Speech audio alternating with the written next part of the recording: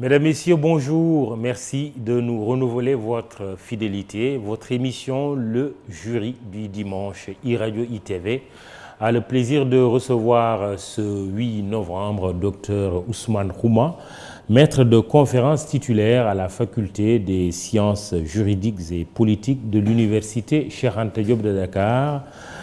Bonjour, Ousmane Khouma. Retrouvailles, réconciliation, recomposition, redistribution, maître du jeu, réalisme, réel politique, deal.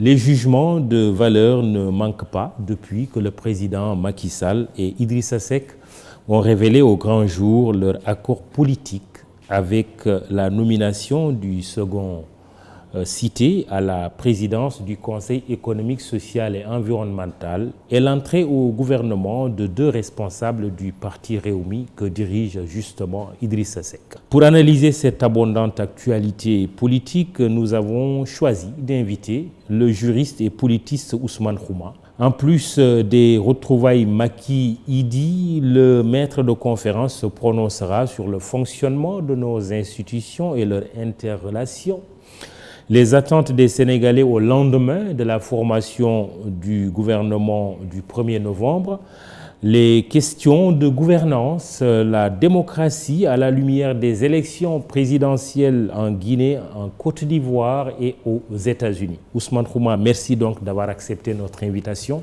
Merci. Alors, peut-on parler de nouvelles donnes politiques au Sénégal avec ces retrouvailles entre le président Macky Sall et l'ancien Premier ministre Idriss Seck?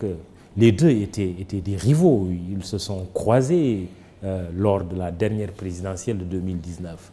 Une nouvelle donne complètement, c'est même assez inédit.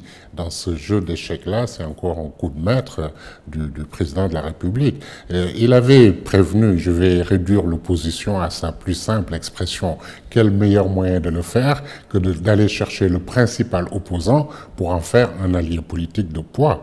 Maintenant, quel en est l'enjeu? Qu'est-ce que Idriss Seck lui-même attend de ces retrouvailles et qu'est-ce que Macky Sall attend de ces retrouvailles? Ce sont deux bêtes politiques formées à l'école de Wade. Ils sont dans des calculs politiques extrêmement froids, d'une extrême froideur.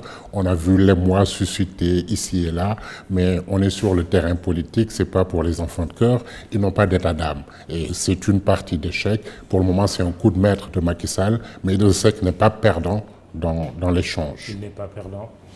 Non, qu'est-ce que vous le fait dire? Mais c'est-à-dire qu'en ligne de mire, il y a les échéances électorales.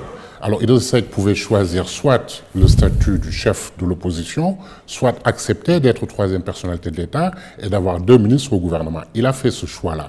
Donc la coalition Benno Bokk Yakaar va être renforcée naturellement par Rewmi. C'est une machine électorale quand même assez phénoménal pour les locales à venir, pour les législatives à venir. Et puis en ligne de mire, 2024, Idriss Seck n'a pas renoncé à son ambition présidentielle. En tout cas, je ne le crois pas. On le dépeignait comme étant celui qui pense être né pour diriger le Sénégal. C'est une bête politique, c'est une obsession chez lui. Son objectif, c'est la présidence de la République. Macky Sall ne s'est pas encore prononcé clairement sur ses intentions en 2024. On a 3 ans le temps de voir venir. Alors, est-ce que Idriss Seck, dans le camp présidentiel, pourrait être le candidat du camp présidentiel ou pas? Là aussi, c'est l'avenir qui nous dira. Aucune hypothèse. On ne peut pas l'exclure. On ne peut pas l'exclure parce que dans ce jeu, je disais encore un coup de maître du chef de l'État, seul le président va décider. Au regard des actes posés, il est en train de dire « c'est moi qui vais décider si je serai candidat en 2024 ou pas ». Et il le fera très froidement en évaluant les risques. Les considérations juridiques, on en a déjà parlé, vous savez mon point de vue, je n'ai pas varié, etc., oui, importe peu dans ce contexte. Point de vue? Le point de vue, c'était, je le rappelle, nul ne peut exercer plus de 2 mandats consécutifs. Tout est dans nul. Quel que soit le cas de figure, en tout état de cause. Donc juridiquement, tournure rédactionnelle ne saurait être plus claire. Mais il se trouvera des juristes qui vont argumenter le contraire et un conseil constitutionnel qui va valider. Ça, il n'y a pas de doute par rapport à ça. Donc je disais que la décision est politique et revient à Macky Sall. Et ce qui le fera décider, c'est l'évaluation qu'il fera des risques, en toute froideur. Oui, vous dites un conseil constitutionnel qui va valider. Valider quoi? Si Macky Sall décide qu'il est candidat, vous imaginez notre conseil constitutionnel lui dire au regard de la Constitution, vous ne pouvez pas être candidat? Il faut juste regarder les précédents historiques. Un remake de 2012 avec le président Abdoulaye Wade. Vous l'évidence. pensez que c'est exactement ce qui va se passer? Non, je ne pense pas. Oui. J'espère que ça ne se passera pas. J'espère que le président Macky Sall ne se présentera pas en 2024. Mais je disais que le seul point important, c'est l'évaluation qu'il fera des risques et des rapports de force le moment venu. Alors, Ousmane Khouma, revenons quand même à ces retrouvailles. Vous avez parlé de jeu d'échecs. Vous pensez que, vraiment, entre le président Macky Sall et Idrissa Seck, voilà, chacun avance ses pions et que rien n'est encore clair? Je le crois fondamentalement. Oui. Il y a certaines choses qui sont claires. C'est-à-dire qu'ils sont d'accord sur le fait qu'ensemble, ils sont plus forts. Mais après, il y a des échéances électorales. Pour les locales, les législatives, les ententes, c'est moins compliqué parce que c'est des listes. Pour 2024, est-ce que Idrissa Seck va renoncer à son ambition présidentielle pour Macky Sall, ou est-ce que Macky Sall va considérer qu'il va soutenir un autre candidat qu'Idrissa Seck, etc. C'est un jeu d'échecs, avec en ligne de mire 2024. Très bien. Alors, ce n'est pas la première fois quand même qu'on a un gouvernement ouvert à des membres de l'opposition. Le pouvoir parle de gouvernement d'ouverture et d'unité, différent du gouvernement de majorité présidentielle élargie du président Abdou Diouf en 1991. Quelle est la différence entre les deux et qu'est-ce qui différencie aussi l'entrisme de Maître Abdoulaye Wade il y a une trentaine d'années et celui d'Idrissa Seck aujourd'hui? Vous voyez que ça vous fait sourire. Fondamentalement, il n'y a pas de différence. C'est des calculs politiques froids où on a un dialogue politique, un dialogue national. Le pouvoir a tout intérêt à un climat apaisé compte tenu des difficultés économiques liées à la pandémie de Covid.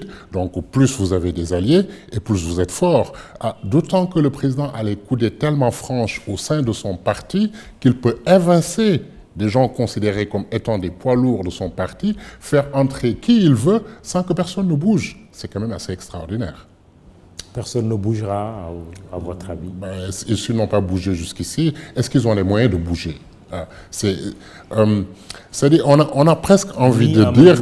Ni Ali Ngouille, ni Mimi Touré, et Makhtar Cissé, puisqu'on cite ces quatre-là le plus souvent, ne bougeront pas. On les considérait comme étant d'éventuels dauphins, en tout cas ayant le profil pour succéder, certains d'entre eux avec un poids électoral, qui ont même conduit des listes législatives. L'une a été responsable de la campagne présidentielle. Bref, des poids lourds du parti. C'est le président de la République tout seul qui décide de s'en défaire sans que politiquement, ça ne crée aucun remous dans le parti. On disait d'Abdoulaye Wade qu'il était la seule constante au PDS. Là, on peut dire que Macky Sall est la seule constante à la paire. S'il est vrai qu'on a entendu Ali Ngouille Ndiaye qui dit même qu'il reste à la paire, qu'il ne faut pas en vouloir au président, Makhtar Cissé, Amadou Ba, qui ont également eu à avoir des mots gentils, on dira, à l'endroit du chef de l'État, il y a que Aminata Touré semble prendre ses distances. Ça a toujours été le cas. Oui, ce sont des caractères et des personnalités différentes. Ce n'est pas la première fois qu'il y a des difficultés entre Mme Aminata Touré et le président Sall. C'est celle qui affichait le plus ouvertement son ambition politique. Elle en a le droit, sauf que le président a le pouvoir, manifestement au sein du parti et même constitutionnellement, de décider. Et il a exercé ce pouvoir de décision. Pouvoir de vie et de mort. On a presque envie de dire, comme sous l'Ancien Régime, le roi est empereur en son royaume. Regardez quand même constitutionnellement ce qui se passe. C'est-à-dire le président décide seul de la suppression du poste de Premier ministre. Le président décide seul de mettre fin aux fonctions de l'ensemble du gouvernement et aux fonctions à la tête d'autres institutions importantes de la République, sans aucune violation de la Constitution. La Constitution lui donne la possibilité de nommer aux emplois civils et militaires. Donc c'est un pouvoir discrétionnaire qu'il exerce. Pendant quelques jours, on est sans gouvernement. Le président a décidé de remercier l'ensemble de son gouvernement et de faire entrer qui il veut. Ça, c'est d'un point de vue juridique constitutionnel. D'un point de vue politique, il n'y a même pas de remous au sein de son parti, alors même que c'est des ténors du parti qui ont été sacrifiés au profit d'autres alliés politiques. Le roi et empereur en son royaume. Je rappelle que vous suivez l'émission Jury du dimanche iRadio ITV qui reçoit Ousmane Khouma, maître de conférence à la faculté des sciences juridiques et politiques de l'université Cheikh Anta Diop de Dakar. Tout à l'heure, on parlait de l'entrisme de Maître Abdoulaye Wade, c'était en 1991, et de celui d'Idriss Seck en 2020. L'entrisme de Maître Wade a fini par payer. Il a fini par avoir le pouvoir socialiste à l'usure. Est-ce que vous pensez que Idriss Seck pourrait subir ce même sort, ce sort heureux? Il n'exclut pas ces calculs et c'est l'une des raisons principales de son entrée dans le camp présidentiel. Il y a des échéances électorales. Il est beaucoup plus fort s'il a comme allié la machine électorale Benno Bokk Yakaar que Rewmi ou la coalition Idy seul. 2024, le président Sall est encore indécis, je vous le disais au départ. Si Idrissa Seck réussit à devenir le candidat du camp du pouvoir, bien évidemment que c'est beaucoup plus facile que s'il est tout seul dans Rewmi ou dans la coalition Idy 2019. S'y ajoute que... Oui, mais est-ce que vous compléterez votre... Oui, je vous laisse continuer quand même. Je voulais vous relancer. Cet entrisme-là est diversement, comment dirais-je, considéré par l'opinion. L'entrisme d'Abdoulaye Wade avait fini par payer parce que l'électorat sénégalais est au fond très conservateur et très pacifiste.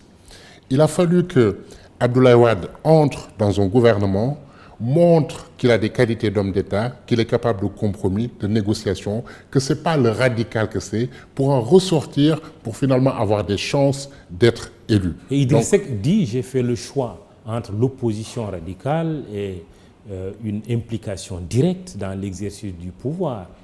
Et l'électorat arbitrera. Est-ce qu'on est convaincu que c'est la raison fondamentale? En tout cas, lui considère que politiquement, c'est plus opportun de rejoindre Macky Sall que d'en faire un adversaire. Justement, j'étais en train de dire, est-ce que ce sera aussi facile que vous le décrivez?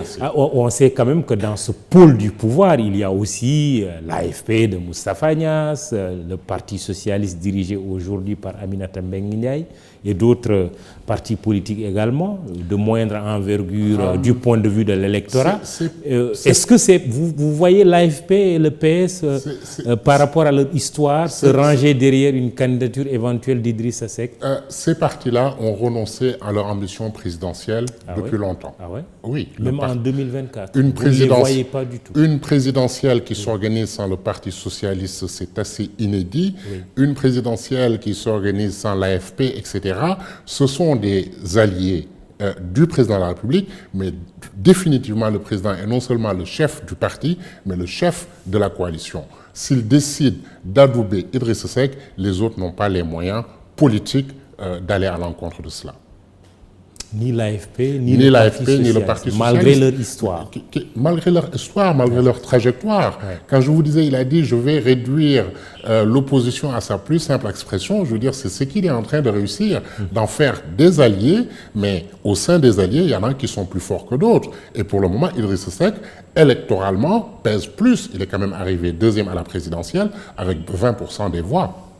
Alors, j'étais en train de dire que le leader de Rewmi, candidat classé deuxième à la dernière élection présidentielle, dit avoir fait le choix entre l'opposition radicale et une implication directe et personnelle pour redresser la situation du pays. Le président Macky Sall lui laisse entendre que le pays n'est pas dans une crise politique qui pourrait nécessiter un gouvernement d'union nationale. Les deux hommes politiques parlent vraiment le même langage? C'est de la communication politique. C'est de la communication politique et les gens ne sont pas dupes. Ce sont des calculs politiques froids. Une démocratie a aussi besoin d'une opposition. Idrissa Seck aurait été très utile dans l'opposition en train de proposer une alternative obligeant le gouvernement à atteindre des résultats. Il a fait le choix d'être troisième personnalité de l'État. C'est son choix, mais nous ne sommes pas très convaincus par les arguments avancés par les uns et les autres. Ce sont des politiques avec des calculs extrêmement froid selon les échéances électorales à venir. Avec le retour d'Idrissa Seck, aux affaires pour occuper la fonction de président du Conseil économique et social. Elle est entrée au gouvernement d'Oumar Sarr, ci-devant secrétaire général adjoint du PDS. Avez-vous le sentiment que le chef de l'État, qui est lui-même issu des rangs du Parti démocratique sénégalais, chercherait à reconstituer la famille libérale? Oui, il y a une alliance. Ce n'est pas une alliance contre nature. Ce sont des héritiers de Abdoulaye Wade. Ils ont cheminé comme camarades de parti. Il y a eu des dissensions. Et maintenant, le contexte politique est favorable à ces retrouvailles-là. Le problème, c'est que ça se fait au détriment aussi du PDS. L'obsession Karim du chef de famille, du chef de Abdoulaye famille. Wade, par exemple. Oui, ça se fera à son détriment. Le meurtre du père, comme on dirait en psychanalyse, a déjà eu lieu depuis très longtemps et entériné. L'obsession Karim Ourien a miné le Parti démocratique sénégalais, et les pans qui en restent, qui sont utiles au président de la République, il les récupère avec beaucoup de facilité. Pour vous, Sall et Seck sont en train vraiment d'accomplir le parricide parfait? C'est fait depuis longtemps. C'est fait. Le premier, Idrissa Seck, a été trop pressé, ne l'a pas réussi. Macky Sall l'a réussi depuis fort longtemps. Que reste-t-il aujourd'hui concrètement comme poids politique au PDS? Tout ça se fait au détriment d'un Karim Wade, par exemple. À l'évidence. Si on considère que Maître Abdoulaye Wade aujourd'hui est hors du champ. Mais il est quand même toujours là. Il reste à la tête du Parti démocratique sénégalais. Il est là avec une capacité encore d'influence. Et dans ce jeu de recomposition, ce sera intéressant de voir ce que Abdoulaye Wade va faire. Ce serait intéressant, par exemple, qu'il soutienne Ousmane Sonko. Il nous faut bien une opposition. Ah oui, vous y croyez vraiment? Je ne sais pas, je n'ai pas de boule de cristal, je ne prédis pas. Je dis juste que la démarche intelligente de la part de PASTEF, parce que de fait, Macky Sall s'est choisi ses alliés, mais du coup, il s'est choisi son principal opposant. Cet opposant-là aussi va aller rallier tous les mécontents de la coalition Idy 2019. Et puis le PDS de Abdoulaye Wade, qui est laissé à marge de toutes ces discussions. Ça peut être intéressant, une alliance Sonko, Abdoulaye Wade, et puis tous les frustrés de Idy 2019. Il nous faut une opposition. Oui, on parlera de l'opposition. Karim Wade, justement, absent, exilé au Qatar, lui dit qu'on l'a contraint à l'exil. Le pouvoir dit que rien ne l'empêche de revenir s'il en a l'intention, sauf qu'il y a quand même une contrainte par corps qui pèse sur lui. Alors, Karim Wade, aujourd'hui, vous pensez que voilà, qu'il est complètement éliminé? Karim Wade est hors du jeu politique pour le moment et pour longtemps. La bataille politique, ça se mène sur le territoire national pour des raisons judiciaires, pour des raisons politiques. Il est très loin et il n'a pas... Karim Wade, ce n'est pas Abdoulaye Wade. Ce qui a perdu le PDS, c'était cette obsession. Il n'y a que Abdoulaye Wade qui continue à croire que c'est Karim ou rien. Il est hors du jeu politique, pour un bon moment, à mon avis. Une recomposition qui est là de toutes les façons. L'opposition aujourd'hui, ça doit être quoi sa stratégie? Une stratégie extrêmement intéressante. Je vous disais des calculs froids de joueurs d'échecs entre Macky Sall et Idrissa Seck. PASTEF, les déçus de Idy 2019, Abdoulaye Wade éventuellement, attaquant justement cette façon de faire de la politique. Il y a Khalifa Sall aussi qui a repris ses activités. Sur les principes, sur les valeurs, sur l'éthique, sur les questions de gouvernance. Est-ce que la politique, c'est juste la politique politicienne ou est-ce que la politique, c'est proposer, susciter de l'espérance? Donc, il y a du grain à moudre aussi pour l'opposition. Les arguments ne vont pas manquer et puis le pouvoir ne sera pas tranquille comme ça pendant les 3 années à venir. Je rappelle que vous suivez le jury du dimanche qui reçoit aujourd'hui Ousmane Khouma. Il est juriste et politiste. Alors, que cherche finalement le chef de l'État en favorisant cette recomposition politique, alors qu'il a déjà une majorité confortable pour gouverner, tant du point de vue de sa réélection en 2019 que du point de vue du rapport de force à l'Assemblée nationale, par exemple? Ce que cherche tout pouvoir politique, conserver le pouvoir le plus longtemps possible. et donc le plus longtemps possible, c'est-à-dire avec des gens capables d'engranger encore le maximum de voix. Si d'autres n'en sont pas capables, on s'en débarrasse sans aucun état d'âme. Il cherche à perpétuer le pouvoir le plus longtemps possible. Au point aujourd'hui de placer à la tête hormis la présidente de la République, à la tête de l'Assemblée, c'est Moustapha Niasse, qui n'est pas de son parti, Aminata Mbengue Ndiaye, à la tête du HCCT, qui n'est pas non plus de son parti, et Idrissa Seck, le nouveau venu, à la présidence du Conseil économique, social et environnemental. Sans que son propre parti n'ait la possibilité de lui en faire grief. C'est extraordinaire. Et vous pensez que ça va continuer, que rien ne se passera au sein de l'APR? L'avenir nous le dira, mais pour le moment, il montre que c'est le chef de parti. L'APR a ceci de particulier, que c'est une machine électorale au service de Macky Sall. Regardez juste la structuration. On entend vraiment l'APR qu'au moment des élections, capable de faire gagner Macky Sall. Il en est le chef incontesté. Comment imaginez-vous que Amadou Ba, le rôle qu'il a joué avec les législatives, Boun Abdallah Dionne lors de la présidentielle, Aminata Touré lors de la présidentielle, etc., écartés comme ça, sans aucune discussion au sein de l'APR. Ailleurs, il y aurait eu des scissions, des courants, une fronde. Rien ne se passe. Il est le chef de l'APR.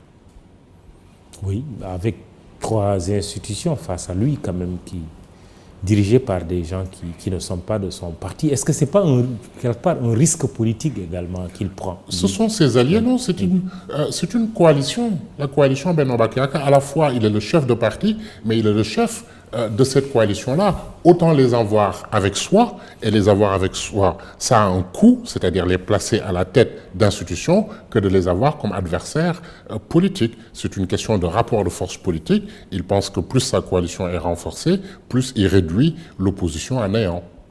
Oui, il y a aussi un autre fait qu'on peut observer, les circonstances dans lesquelles Aminata Touré a quitté la présidence du Conseil économique et social. Lui-même, Macky Sall, quand il était à la tête de l'Assemblée nationale, la façon dont on l'avait fait partir, en tout cas Maître Abdoulaye Wade, qui était à la tête du pays. Moustapha Niasse, avant que son mandat ne soit stabilisé également, on a enregistré des remous à l'Assemblée nationale. Cette instabilité notée dans certaines fonctions dont le sort est lié à un simple décret, n'est-elle pas finalement source de discrédit des institutions au point que de nombreux citoyens doutent de leur utilité, en fin de compte? Très clairement. Oui. Très clairement. Ce vertige, ce n'est pas simplement un simple décret, mais même la facilité avec laquelle notre Constitution est malléable, c'est quand même assez extraordinaire. Regardez la procédure de révision de notre Constitution. On parlera des États-Unis sans doute plus tard, mais de 1787 à aujourd'hui, plus de 2 siècles, Constitution touchée 27 fois. Ici, notre Constitution, sous Wade, a été touchée plus de fois que cela. C'est-à-dire qu'on considère que le droit, les textes juridiques sont un instrument de pouvoir et que le rapport de force politique l'emporte de très loin sur l'orthodoxie juridique. Oui, mais bon, comment stabiliser tout ça? La question est très profonde, ce serait très difficile. La difficulté que nous avons, c'est de ne pas avoir de contre-pouvoir face à l'hypertrophie du pouvoir présidentiel. Constitutionnellement, il a une légitimité populaire à nul autre pareil, élu au suffrage universel direct. Il nomme aux emplois civils et militaires. Politiquement, j'essayais de démontrer dans un premier temps qu'il est de fait le chef de la majorité parlementaire. Donc il n'y a pas de contrepoids au niveau de l'Assemblée du fait du phénomène majoritaire et du fait du phénomène partisan. Je suis sceptique sur la capacité du Conseil à dire non au président s'il souhaitait briguer, par exemple, un 3e mandat. Donc, oui, donc inexistence de contre-pouvoir, hypertrophie du pouvoir présidentiel, absence d'équilibre des pouvoirs, qui fait que c'est le pouvoir politique tout court. Il est l'épicentre du pouvoir, celui qui décide de tout. Alors attention, la seule limite dans ces cas-là, c'est que c'est l'opinion et l'électorat qui deviennent le contre-pouvoir. Et historiquement, chez nous, à chaque fois que c'est allé trop loin, c'est l'électorat qui a dit stop. Très bien. un point intéressant, nous en parlerons tout à l'heure, juste le temps de prendre ou de reprendre cette question d'Abdoulaye Maïga du Mali, qui suit cette émission. Bonjour cher professeur, il s'adresse à vous. La classe politique actuelle telle qu'elle se comporte a besoin d'un renouvellement générationnel ou d'une complémentarité générationnelle, ce sont ces termes, dans laquelle le levier de la décision revient aux jeunes. On remarque que les incompréhensions sont plus accentuées sur les inimitiés que sur les idées et les idéologies.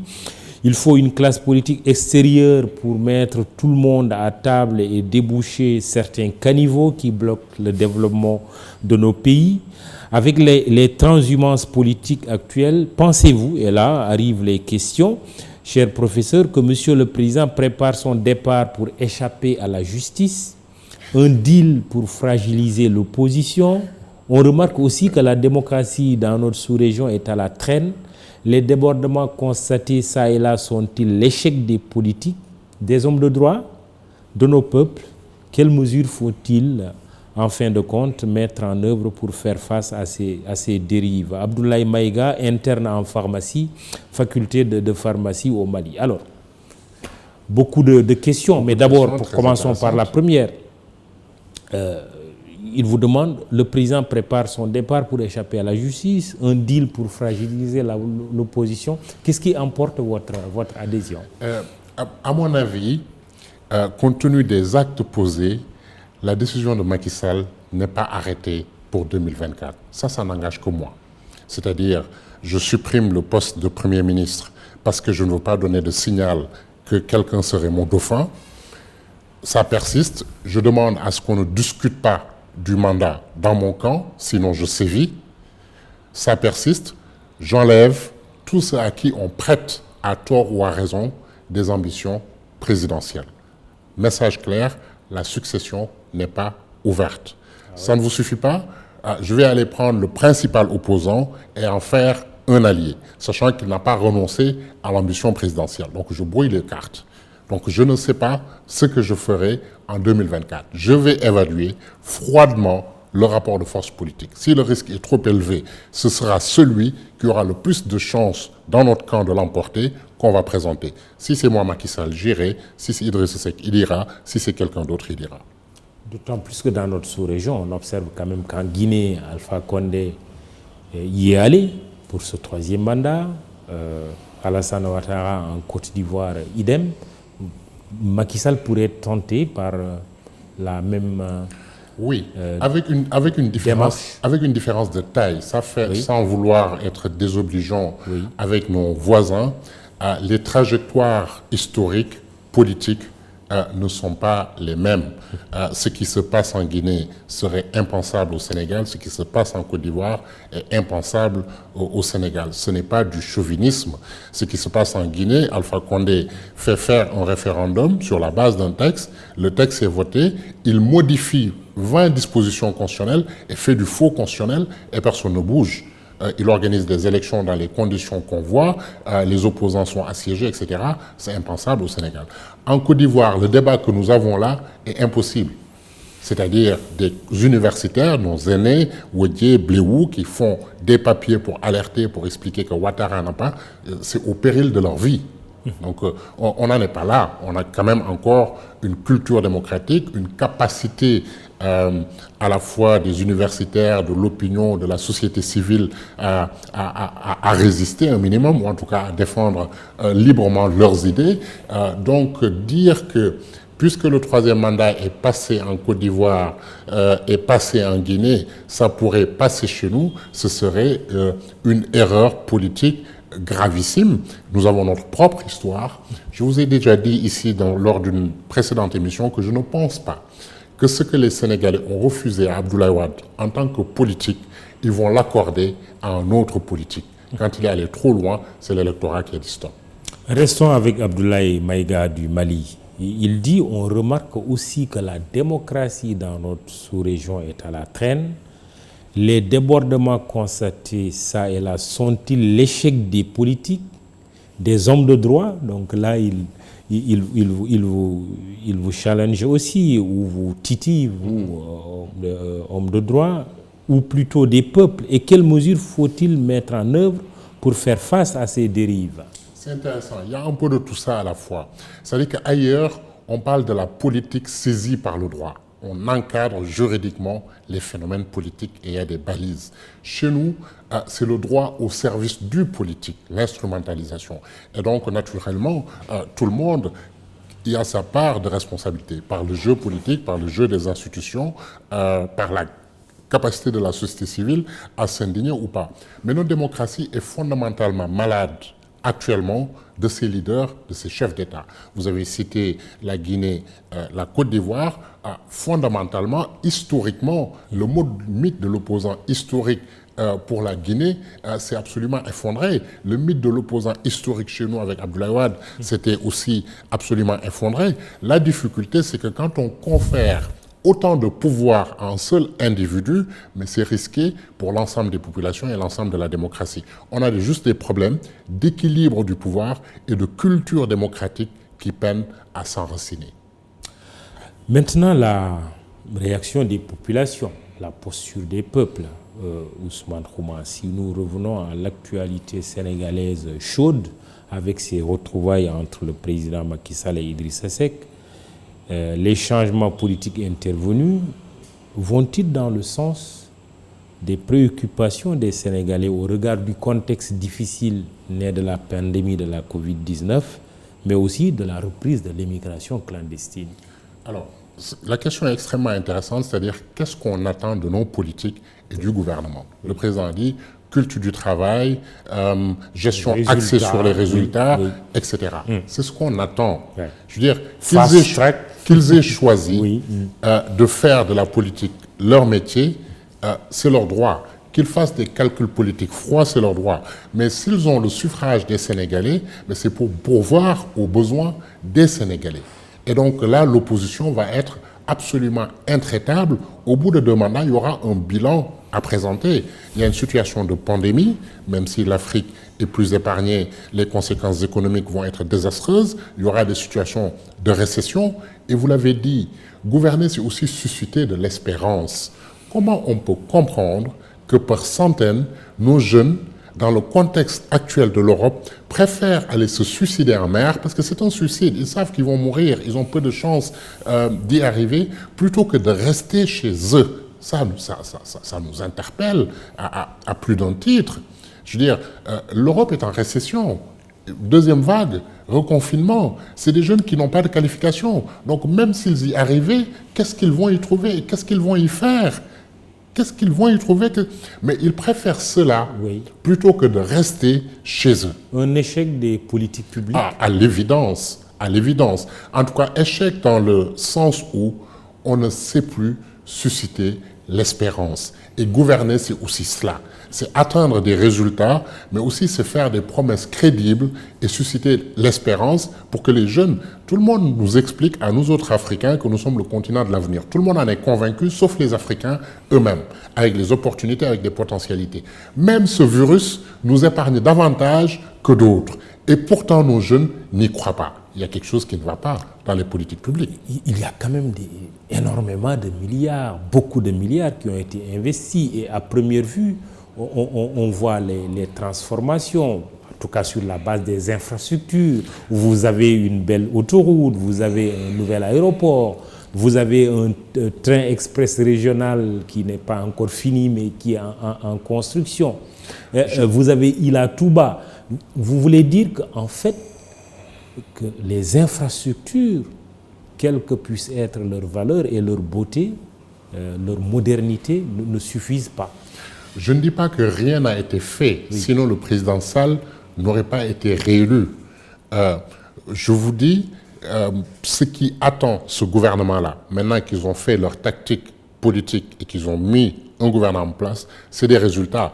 Et le contexte est très particulier. C'est un contexte mondial, économique, extrêmement difficile. Et nous avons des échéances électorales très rapprochées d'ici 2024. Et donc l'argumentation de l'opposition, ce sera de les attaquer sur les résultats. Bien sûr qu'il y a eu des résultats, mais un bilan est toujours extrêmement mitigé. C'est vous qui avez évoqué le fait que, malgré tout, nos jeunes, par centaines, préfèrent aller mourir en mer. Ça nous interpelle. Il faudra revoir aujourd'hui la façon dont on conçoit les politiques publiques. Il y a des professionnels de cela, et sans doute aussi au gouvernement. Je constate, pour le déplorer, qu'on fait trop de politique politicienne à la place de politique publique du développement. L'attelage gouvernemental ne doit pas être fait seulement en termes de porteurs de voix pour les échéances électorales futures. J'ai perdu un tel ici, je vais prendre un allié, etc. Il faut un bon dosage dans le gouvernement. La fonction ministérielle est éminemment politique, je suis d'accord, mais aussi des technocrates à certains services capables de mener de vraies politiques de développement. Je suis à l'université, on dit que 60% des nouveaux bacheliers sortent de séries littéraires. Ils vont aller où? En faculté de lettres. J'adore les lettres. Mais est-ce qu'ils vont trouver à s'employer? Ils vont aller où? En faculté de droit et sciences politiques? Est-ce qu'ils vont trouver à s'employer? Qu'est-ce qu'on a dit sur l'enseignement professionnel? Bien sûr qu'il y a eu des politiques. Voilà, c'est là où on les attend. Des résultats absolument concrets et pas systématiquement dans la politique politicienne. Le nouveau gouvernement, vous avez le sentiment qu'il n'y a pas ce savant dosage-là? J'ai l'impression qu'il est fait en fonction politique des échéances électorales futures. Oui. Voilà, c'est le style de Macky Sall, manifestement, qui est représentatif politiquement, qui est capable d'engranger le maximum de voix, et pas seulement qui est capable de porter une politique publique concrète. Enfin, il aurait fallu un dosage entre des politiques et des technocrates, pour le dire de façon plus simple. Ousmane Rouma, maître de conférence de la faculté des sciences juridiques et politiques de l'université Cheikh Anta Diop, est l'invité de ce jury du dimanche. Le président Macky Sall a tracé la feuille de route de son gouvernement du 1er novembre, avec comme axe la relance économique et les réformes. Quelles sont les réformes qui vous paraissent nécessaires aujourd'hui? Avec la situation de Covid, tout le monde était obligé de revoir son papier. Du point de vue institutionnel, je vous disais que ce manque d'équilibre du pouvoir pose problème, mais ça, c'est pas demain qu'on va y arriver. Du point de vue, on avait parlé de réforme de l'administration, mais quand tous ces politiques-là passent et partent, qui tient l'ossature du pays? Mais c'est cette administration-là. Donc il faut la dépolitiser pour que ceux qui tiennent l'administration pendant que les ministres partent soient des gens capables de mettre en place une vraie administration du développement. Ils se disent des libéraux, favoriser le secteur privé, mais dans ce cas, il faut un cadre de référence très clair. On assiste plutôt à un phénomène contraire. Il y a une tendance à la politisation des fonctionnaires, des hauts cadres même, de la fonction publique. C'est dommage. C'est particulièrement dommage parce que l'épine dorsale de l'exécutif, c'est cette administration-là qui doit être fondée sur le mérite, sur la technicité et sur la compétence. Les politiques passent, mais l'administration doit rester parce qu'en l'absence de secteur privé performant, nous devons avoir une administration du développement capable de mettre en place un cadre pour attirer des investissements privés et laisser libre cours aux entreprises. Ils se réclament du libéralisme, mais ils sont trop pétatistes pour être de vrais libéraux. Oui, mais quand vous parliez tout à l'heure d'hypertrophie présidentielle, cela veut dire qu'il y a matière à réformer du point de vue institutionnel. Oui, mais qui va le réformer? La seule personne capable de le réformer, c'est le président de la République lui-même. Vous avez déjà vu un président sénégalais qui réduisait son propre pouvoir. C'est-à-dire qu'il faudrait une révision constitutionnelle. Il est au début et à la fin de la révision constitutionnelle. La façon dont on révise notre constitution, c'est quand même quelque chose d'assez extraordinaire. Nous sommes le pays au monde, Mamoudou, au monde, qui révise le plus sa constitution. Faites des recherches, vous verrez. Nous battons absolument tous les records. L'initiative appartient concurremment au président de la République et aux députés. De fait, c'est l'initiative du président. En tout cas, si une initiative parlementaire ne lui agrée pas, ça n'avance pas. La voie normale, ça doit être le référendum. C'est devenu l'exception. On utilise la voie parlementaire. En utilisant la voie parlementaire, on fait l'adoption et l'approbation d'un seul coup, violant ainsi la Constitution. Et le Conseil constitutionnel valide ça. Non seulement la Constitution est extrêmement malléable, mais tout est fraude à la Constitution dans nos procédures de révision constitutionnelle. Mais il faudrait une révision constitutionnelle qui équilibrerait davantage le pouvoir. Mais puisque c'est le président lui-même qui a la possibilité de faire ces révisions constitutionnelles, il ne va pas réduire de lui-même ses pouvoirs. Mais est-ce que cela ne devrait pas être une des recommandations du dialogue national, par exemple? Le dialogue politique, puisqu'il a été, ce dialogue national ou politique a été quand même mise en avant. Bon, on a entendu Idriss Seck dire que le dialogue politique fait qu'aujourd'hui, il est important par rapport à la situation du pays. Alors, le dialogue politique n'était pas inintéressant. Avec le président Macky Sall. Le dialogue n'était pas inintéressant, mais ils avaient des termes de référence et un cadre, et cette question n'y était pas. En revanche, lorsqu'on a eu les assises nationales, cette question était au centre des discussions, et les conclusions des assises nationales sont extrêmement intéressantes de ce point de vue-là. Elles n'ont pas été appliquées. Et pour cause. Oui. Oui. Mais ça n'arrange pas les détenteurs du pouvoir. Il n'est pas naturel à un détenteur du pouvoir de réduire lui-même son pouvoir. Il faut des circonstances exceptionnelles. Ailleurs, c'est parce qu'il y a eu tellement de troubles, qu'il y a eu des conférences nationales, des transitions, etc., que des personnes ont été capables d'eux. Mais nous avons hérité de la Ve République française. On parlait de monarchie républicaine au début de la Ve République française. Et ça n'a pas changé chez nous. Au contraire, c'est encore accentué. Nous avons un monarque républicain. Et c'est notre Constitution qui lui confère ses pouvoirs. La pratique politique vient encore aggraver le phénomène.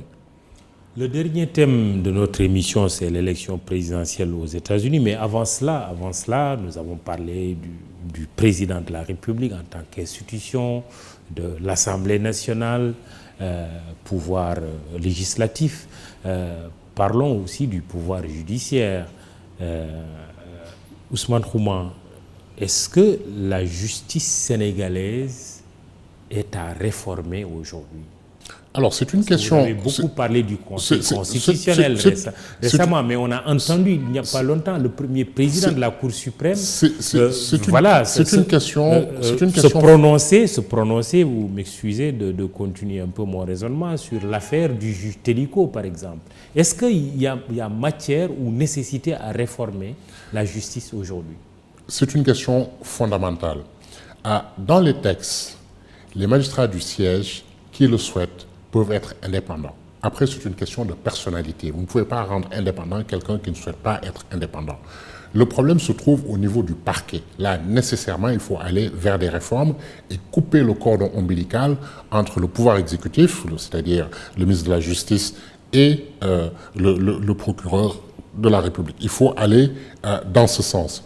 Du point de vue du Conseil constitutionnel, parce qu'on y revient, parce que c'est le juge de l'élection, et tous les conflits en Afrique partent des crises électorales, en particulier de l'élection présidentielle.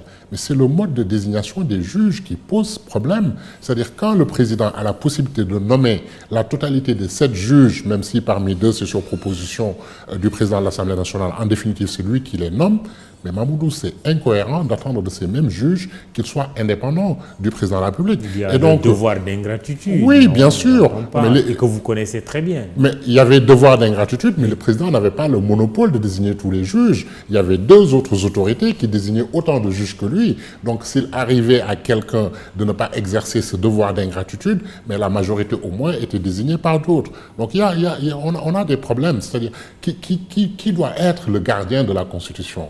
Mais normalement, ça doit être la juridiction constitutionnelle. Si c'est le président de la République, il est juge et partie. C'est la Constitution qui dit comment vous devenez président, quelles sont vos fonctions, quelles en sont les limites et les étendues. Et vous en êtes quand même le gardien. Donc vous êtes juge et partie. Et un peu partout en Afrique, c'est la question fondamentale à laquelle nous sommes confrontés aujourd'hui, le problème de la suprématie constitutionnelle.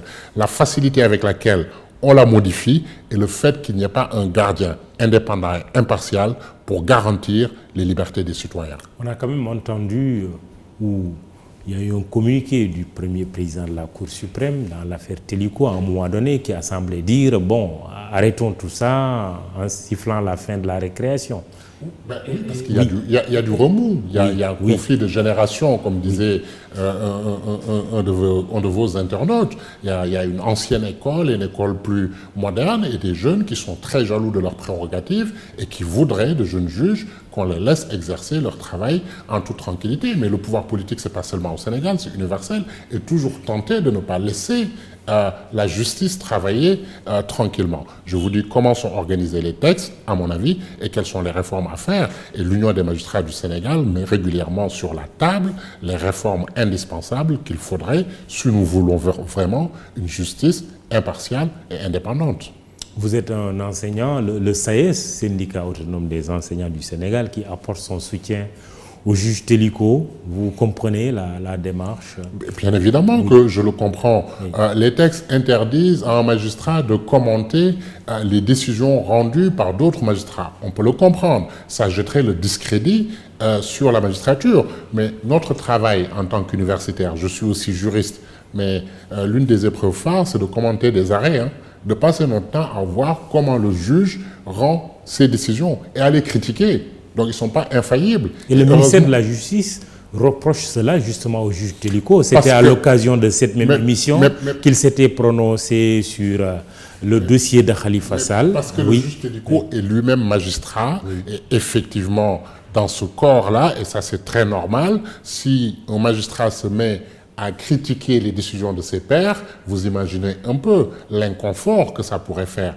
Mais critiquer des décisions de justice, je vous dis que c'est le travail constant de tout juriste, et c'est ce qui a permis partout au monde de faire progresser la jurisprudence. Le juge rend une décision, la doctrine dit, compare par rapport au pays et leur dit vous avez bien rendu ou mal rendu par rapport à truc. Et ça, c'est notre liberté d'universitaire. Oui. Vous voulez dire que le magistrat, lui, n'a pas cette marge de manœuvre? Il a choisi d'être magistrat. Et donc, il y a des textes qui s'imposent aussi à lui. Parlons, Ousmane Khouma, et pour terminer cette émission, de la présidentielle aux États-Unis. Vous suivez sans doute ce feuilleton.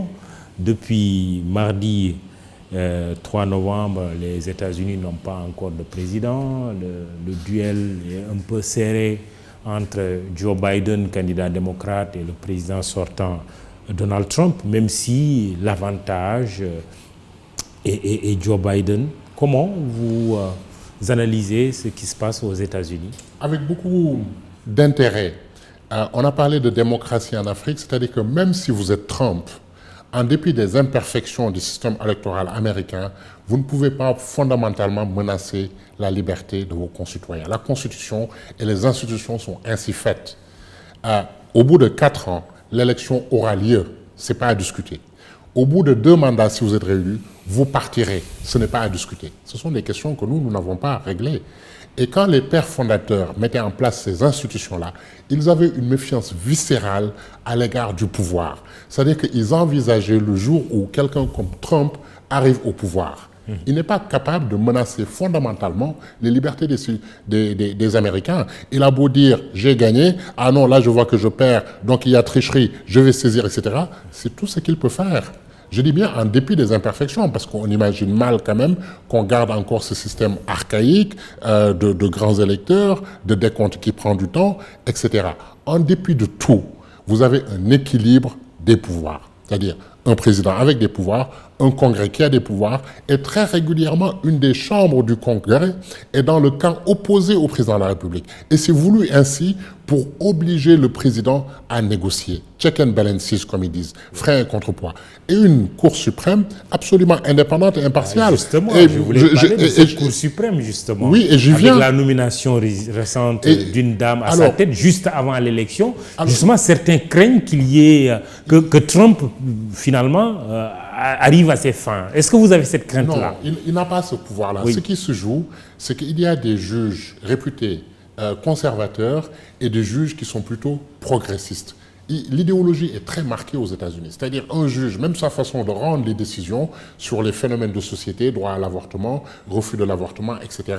Donc, les républicains étant plus conservateurs que les démocrates, les présidents républicains ont tendance à désigner des juges plus conservateurs. Mais il faut encore l'assentiment du Sénat. Mais Trump n'a aucune capacité d'influence en matière électorale sur ce que va décider la Cour suprême si jamais le contentieux aboutissait à la Cour suprême. Il conteste déjà ces résultats, en saisissant déjà les cours suprêmes au niveau des États, là où besoin s'est fait sentir pour lui, mais aussi en saisissant la Cour suprême au niveau fédéral. Ça prouve que la démocratie est une quête perpétuelle, un idéal perpétuel, et aucun modèle n'est parfait. Pour certains, c'est une vitrine qui se craquelle quelque part, une vitrine démocratique.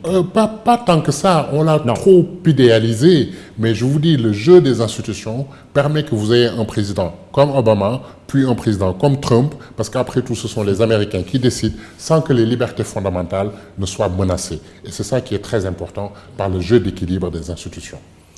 Donald Trump avait dit « America First ». Justement, la question de Bassirou-Ba, c'est de dire, en cas de victoire de Joe Biden, quelle sera la nouvelle relation entre l'Afrique et les États-Unis? Elle va changer complètement, selon que ce sont les républicains et les démocrates, déjà c'est pas la même chose, mais Trump avait ceci de particulier, parce que quand vous êtes président des États-Unis, la symbolique est importante, c'est-à-dire c'est un homme grossier, outrancier. Et concrètement, les relations commerciales s'étaient réduites drastiquement. C'est vraiment une rétractation nationale. America First, mais c'est ça aussi les États-Unis.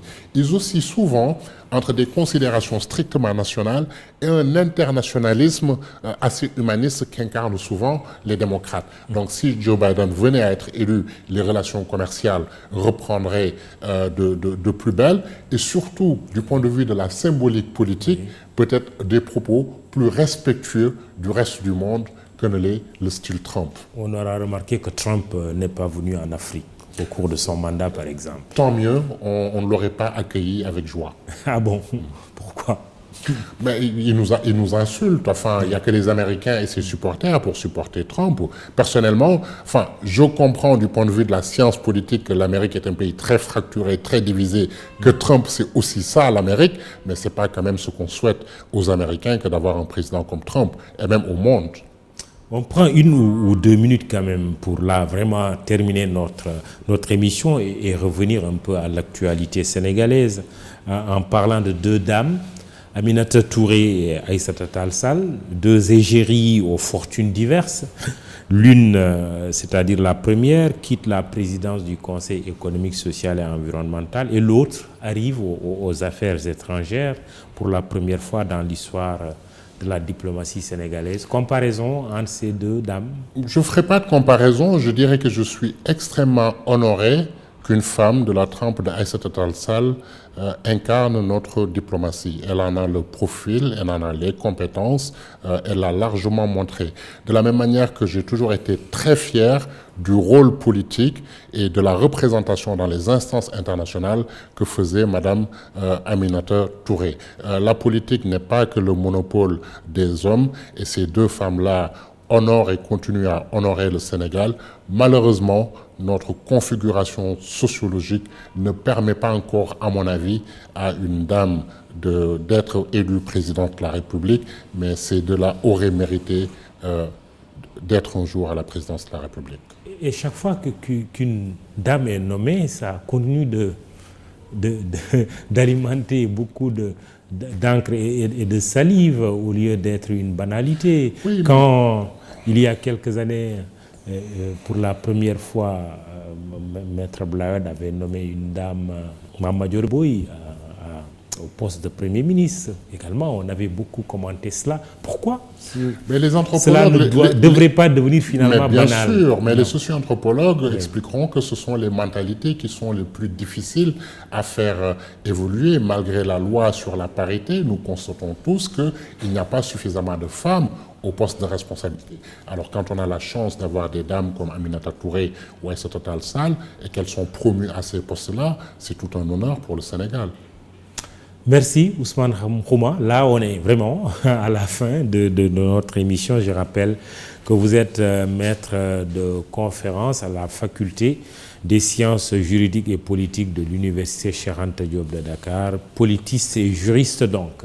Émission Jury du dimanche présentée par Mahmoud Ibra Kane, à la technique Abdoulaye Ndiaye et Ibamar Sen pour la prise de son. Pour ce qui est du site immedia.sn, Aliou Diouf à la photo, Abdoulaye Silla, réseaux sociaux, Biram Pouy, Mamadou Diagne, merci de nous avoir suivis. Bon dimanche, rendez-vous dimanche prochain.